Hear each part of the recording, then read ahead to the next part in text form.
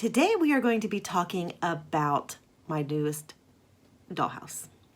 Here is a video of the McKinley that hangs on the wall. I'm going to step back because this is the new dollhouse. It is huge. There are 2 rooms in the attic, 3 nice size rooms on the 2nd floor, and 2 nice size rooms on the 1st floor. And then they built an addition, so I have 2 rooms on the side. So there are actually 9 rooms in this dollhouse. It is huge. Here is a picture of the front of the dollhouse. Once again, you can see the other dollhouse in the background, and you can see how this looks.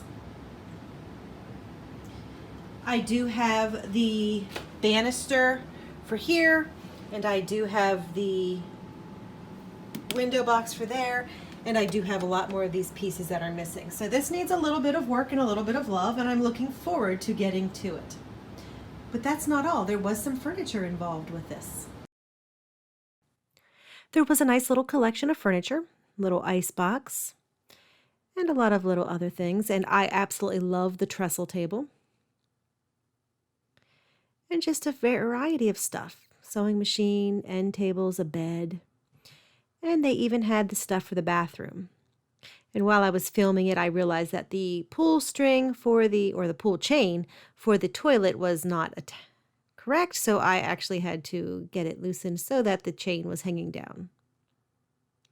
But there's a lot of little neat furniture in here, and when I add that to what I already have, I might have enough to almost fully fill this house. There were also some rugs that were involved with this. I did go ahead and wash them, and I like the rugs. There are a few stains that did not come out, but I'm still probably going to use the rugs. I like them, and I can always put furniture over the stains. There was also a whole lot of furniture that was more handmade and more rough, and I cleaned it up, and I'm just putting it in its own separate box. Someday I may have a little girl that needs dollhouse furniture, and I have some heavy-duty furniture that a little child could play with. So not a bad thing to have. There were also some little tidbits of those little things that make a house look real. And so I look forward to incorporating them. And I always have a cat in my house, but in this one I might happen to have a skunk. And just lots of little things for kitchens, pans and cans and all kinds of little things. There's even a little apron there. But just some fun little things that I'm just going to put in, and I'll be able to intersperse them through my house. And I actually already put some of this stuff into my other houses. So you can see that I've actually started recreating and remaking the banisters, and I have actually gone ahead and put in some new shingles.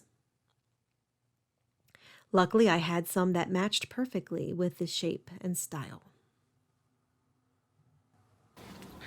So I've already started to work on it to make sure it's nice. If you can see, the sides are still gray, and I'm working on the front. I'm working on one section at a time.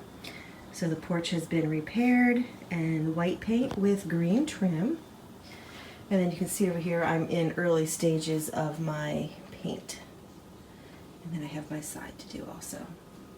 So you can see I have actually already started my work almost immediately. I was lucky because I actually had a few shingles that were missing. And so I was able to use some that I had used for this dollhouse.